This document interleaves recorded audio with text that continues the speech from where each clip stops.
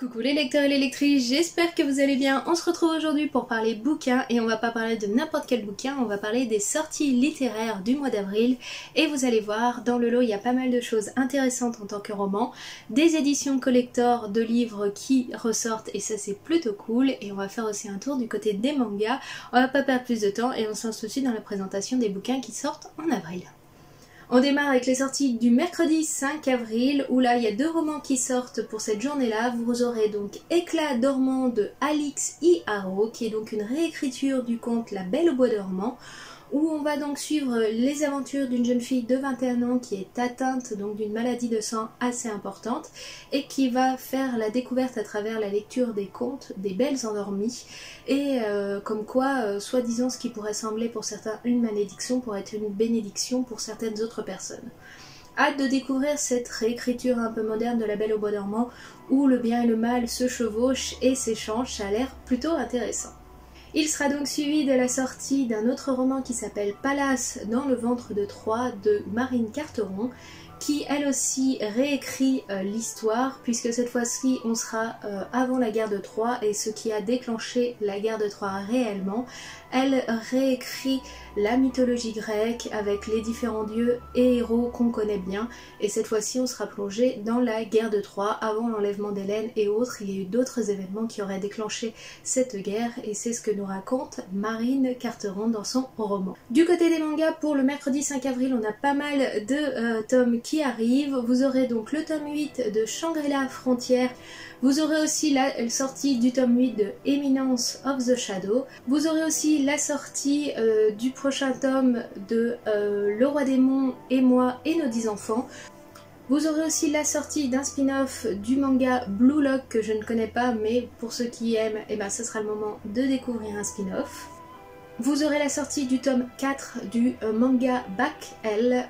La sortie aussi d'un manga tout doux, tout mignon qui parle d'enfance, d'amitié, de scolarité et surtout de comment peut-on lutter contre le harcèlement scolaire. Ce sera Mon ami de ténèbres et ce sera donc le tome 10. Et le 5 avril, on aura 3 nouvelles licences qui arrivent. La première s'appelle Villainous 99%, où vous suivez donc une jeune fille qui se voit transportée dans son light novel préféré, sauf qu'elle est la grande méchante et elle va devoir tout faire pour éviter d'être tuée comme le récit lui racontait jusqu'ici.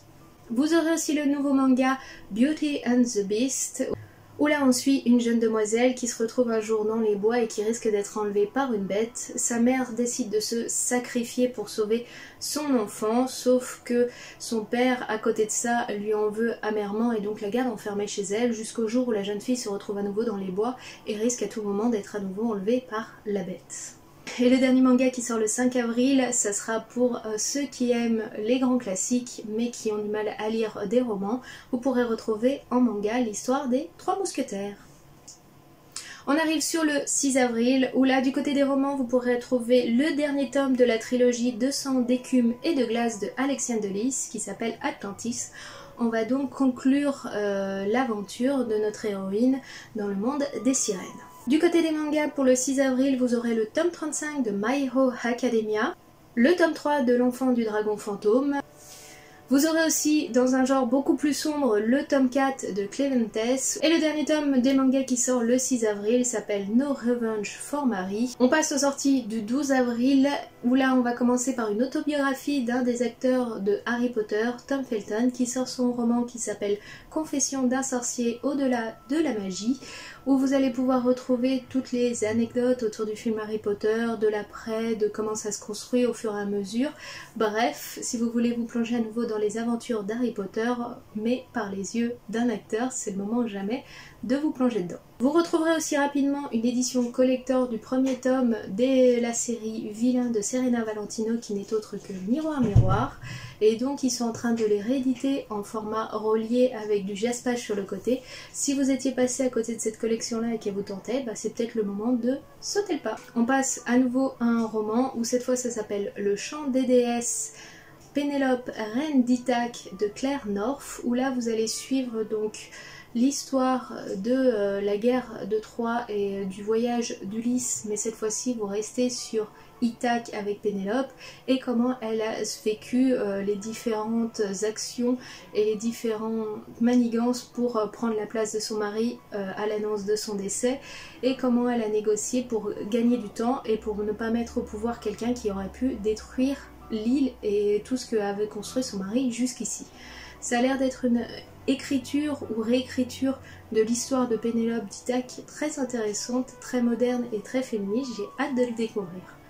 Toujours le 12 avril, vous aurez le jeu des couronnes de miel et de cendres de Shannon Meyer, où là, cette fois-ci, on est plongé dans l'histoire d'une orpheline qui est mi-faée, mi-humaine, qui a mis beaucoup de temps pour être acceptée dans la société dans laquelle elle vit au vu de sa condition, et qui, de jour au lendemain, va devoir voir si elle continue de se battre pour garder ce qu'elle a durement obtenu ou est-ce qu'elle abandonne tout pour sauver le monde. Et donc on va la découvrir dans une quête où elle doit découvrir pourquoi le monde des faées a été séparé du monde dans lequel ils vivent actuellement et surtout pourquoi les faées sont pris de folie suite à cette coupure entre leurs deux mondes.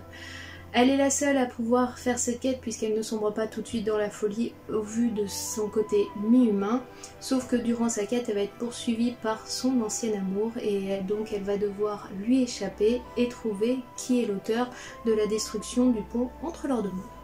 Et du côté des mangas, pour le 12 avril, je vous présenterai juste un tome d'un manga que j'adore qui n'est autre que l'extraordinaire Apothicaire. On continue avec les sorties du 13 avril où là vous pourrez retrouver le tome 2 des carnets de l'apothicaire. On poursuit les aventures de Mao Mao au sein de la cité impériale et des différentes manipulations qui ont lieu et de son histoire à elle à travers le roman qui prend de l'avance sur les sorties manga. On continue avec la sortie de Violet Made of Thorns de Gina Shen, où là vous allez suivre l'histoire dans une cour royale d'une prophétesse qui a tendance à manipuler un petit peu son monde avec des prophéties plus ou moins vraies et d'un prince qui, une fois au pouvoir, décide de se débarrasser de cette enchanteresse prophétesse un petit peu vaseuse on va dire.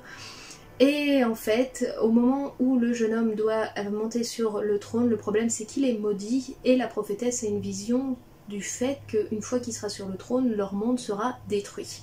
Elle part donc en quête d'une solution pour sauver son monde, avec lui qui la pourchasse, pour éviter qu'elle manipule son monde et qu'elle le détruise pour le protéger.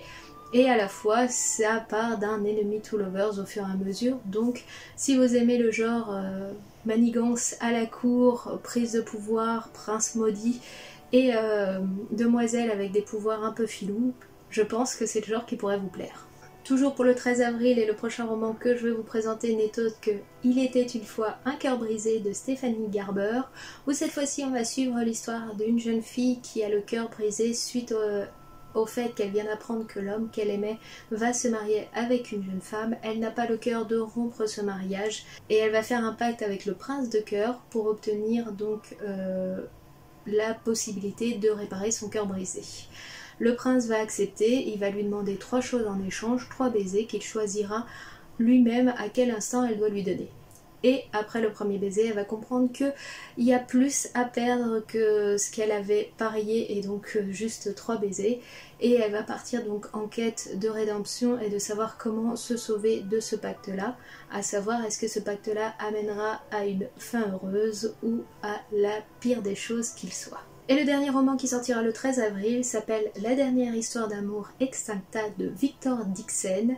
Et cette fois-ci on va suivre donc 2 personnes, un prince qui a grandi avec les complots à la cour et qui a dû jouer le jeu qui lui était inclus là-dedans, et une jeune fille qui est manipulée et utilisée depuis sa plus tendre enfance, qui vont se retrouver à devoir chercher la même quête et atteindre le même endroit. Leur monde est à l'agonie écologiquement et ils vont se retrouver dans le dernier refuge des hommes que la Terre est encore, et rien ne les unit, rien ne les réunissait, et pourtant c'est là qu'ils vont apprendre à se connaître, à se découvrir dans ce dernier lieu de refuge écologique que porte l'humanité. On passe sur les sorties du 19 avril et on va commencer avec une BD où sort donc le tome 2 des Pierres du Cauchemar de Doom Sora, qui est une petite BD assez sympathique pour ceux qui aiment un petit peu leur univers. On le retrouve assez bien avec leur humour et autres. Ça reste assez jeu de public, mais tout le monde peut y trouver son dû si vous aimez bien ces deux youtubeurs. Et le roman qui sortira, pour le roman qui sortira le 19 avril, ce n'est autre que Les 6 couronnes écarlates, donc de Elisabeth Lim. Je vous avoue, entre le visuel et le nom de l'autrice, donc l'autrice c'est celle qui a écrit le Twisted Tale spécial sur Mulan, je me suis dit tiens, ça vaut le coup de se plonger un petit peu plus dedans et d'y découvrir. Alors pour la petite histoire, on suit une jeune princesse qui a des pouvoirs un peu spécifiques et doit les cacher parce qu'ils pourraient paraître maléfiques. Elle est la 7e fille de l'empereur. Et en fait, le jour où sa belle-mère va découvrir que la jeune fille a des pouvoirs, elle aussi c'est une magicienne noire, elle va donc maudire les 6 aînés en les transformant en grues, et elle va lui dire à elle que si elle parle un seul mot, un de ses frères mourra. Elle va donc partir en quête pour lever la malédiction de sa belle-mère et pouvoir sauver ses 6 frères et sœurs qui ont été maudits avec elle. Et dans sa quête, elle va donc rencontrer l'homme qu'elle aurait dû épouser et qu'elle a rejeté, et elle va faire un petit peu plus ample connaissance. Ça a l'air très intéressant. À mon avis, c'est tiré d'une légende ou d'un conte asiatique, donc hâte de me plonger là-dedans aussi. Du côté des mangas, vous trouverez donc le tome 9 de Horimiya, qui est donc l'histoire plutôt adolescente, amour, rencontre, amitié, etc. mais qui est plutôt cool. Et donc là je vous le présente parce que cette fois-ci il aura une édition collector. Et ils ont sorti aussi 3 mangas de l'univers Star Wars. Un sur l'univers de Vision, donc la série animée que vous retrouvez sur Disney+. Le tome 2 autour de la princesse Leia. Et enfin le premier tome de la série Mandalorian qui est tiré donc du même nom que la série. Rapidement, pour le 20 avril, on aura la sortie de plusieurs suites en termes de romans. Vous aurez donc la suite de Le sang et la cendre, la couronne d'os doré, donc de Jennifer L. Armentrout, qui est donc la suite, c'est le tome 3. J'ai pas lu la saga, mais je sais que certains d'entre vous doivent la suivre. Et vous aurez aussi le tome 3 donc, de Serpent and Dove qui s'appellera donc Gods and Monsters, et ça conclura donc la trilogie de Shelby Mahurin. On passe rapidement sur les sorties du 24 avril où là, du côté des romans, ça sera une réécriture du conte de Peter Pan en mode dark romance, puisque ça s'appelle donc Hooked, et on va suivre l'histoire donc de James, capitaine Hook, qui est tenancier de bar et qui veut se venger de Peter Pan, qui est un homme d'affaires assez important. Il va le faire à travers Wendy qui est donc la fille de Peter Pan, en la faisant tomber amoureuse de lui, et en fait il va être un peu dépassé par ses propres sentiments, et on va donc découvrir l'histoire à travers cette vengeance et cette romance qui se construit au fur et à mesure, à voir comment c'est construit. Donc cette romance là c'est moins mon genre, mais peut-être que là ça vaut le coup à voir. Pour le 26 avril, on va retrouver 2 romans. Le premier s'appelle La nuit où les étoiles se sont éteintes de Neil Gaiman. Donc je vous le présente juste rapidement parce qu'il sort en édition reliée collector. Et sinon, le deuxième s'appelle Les Fées du Phénix, tome 1, Présage de Isabelle Roy. Et là, on va suivre donc 2 fées qui n'ont pas de pouvoir dans leur groupe, mais un cataclysme va arriver. Et elles vont donc partir en quête de savoir ce qui va déclencher le cataclysme, parce qu'elles seraient les seules à pouvoir l'éviter. Durant leur quête, elles vont en apprendre un petit peu plus sur elles et pourquoi elles n'ont pas des dons et comment pouvoir corriger un petit peu tout ça et quelles sont leurs origines et leur histoire. Ça a l'air assez sympa, surtout quand on mélange le côté un petit peu fée, quête, aventure, et puis dans le titre il y a Phoenix, donc à voir un petit peu tout ça, ça a l'air très très cool. Du côté des mangas, pour le 26, on aura Légende vivante, qui est une histoire super cool d'aventure et de magie et de pouvoir et de retour en arrière, ça, super sympathique. Et le dernier tome de Demon Lord Retry, qui est donc un isekai, où c'est l'histoire d'un jeune homme qui est transporté dans son jeu vidéo au moment où il décide de l'arrêter et qui va se développer dans ce monde-là et va paraître d'être loin le démon qu'on pensait qu'il était. Pour le 27 avril, vous retrouverez donc Free Dark Crown tome 4 qui s'appelle donc Five Dark Fate de Kender Blake. Donc là je peux pas vous en parler, j'ai pas lu les tomes d'avant, mais voilà, c'est le tome 4 qui arrive si vous suivez cette série là. Et vous aurez donc chez De Saxus une nouvelle sortie qui s'appelle Les Chevaliers de Sombre Cœur, qui est donc une réécriture de la légende arthurienne très moderne, où à notre époque l'argent c'est l'électricité, un truc comme ça, et les chevaliers ont troqué leurs chevaux pour des motos et font des shows et des combats et des tournois à travers leurs motos pour gagner de l'argent et de la réputation. La magie est un peu répandue partout mais est interdite, sauf que le roi Arthur qui va monter au pouvoir est un magicien et pas pour la plupart un bon magicien, et donc on va suivre lui, sa prise de pouvoir et les différents chevaliers, et une jeune femme en quête de vengeance qui va chercher à devenir chevalier pour essayer de rétablir, pour essayer de se venger de ce qui lui est arrivé. Je suis plutôt du genre normalement assez ouverte sur tout ce qui est réécriture et autres, surtout des légendes arthuriennes que j'adore. Là j'avoue le côté trop moderne me refroidit, donc j'attendrai de voir ce que les gens en pensent, peut-être que je me plongerai dedans mais pas sûr. En tout cas il sort en édition reliée, brochée, donc n'hésitez pas, si vous voulez vous le procurer, ce sera pour le 27 avril. Et on termine la présentation des sorties littéraires d'avril avec le 28 avril deux sorties. Tout d'abord une BD, une qui s'appelle Elle, et cette fois-ci elle s'appelle Pluriel. Et on terminera avec une revue puisque le 28 avril sort la revue numéro 2 sur l'univers Star Wars où le thème principal sera Ashoka Tano. Et voilà les amis, on a fait le tour des sorties littéraires qui m'intéressent personnellement pour ce mois d'avril. Vous n'hésitez pas à me dire en commentaire qu'est-ce qui vous tente le plus dans tout ce qui doit sortir en avril. Il y a pas mal de choses qui arrivent. Je pense que pour les férus de lecture, les banquiers vont encore voir rouge. Pour ma part, il y aura le tome 3 de Goddess Monster, histoire de finir la trilogie donc de Serpent and Dove. Et pour le moment, c'est tout ce que j'achèterai. Et les carnets de l'apothicaire tome 2, ça c'est prévu aussi. Mais bon, à voir aussi dans l'avenir et autres. Je ne craquerai pas sur les éditions collector des vilains, même si je les trouve super jolies. Bref, vous n'hésitez pas à me dire en commentaire qu'est-ce qui vous tente le plus, qu'est-ce que vous lisez en ce moment et qu'est-ce que vous attendez avec impatience.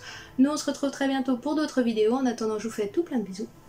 Et je vous dis très bonne journée à vous. Allez, ciao, bye bye.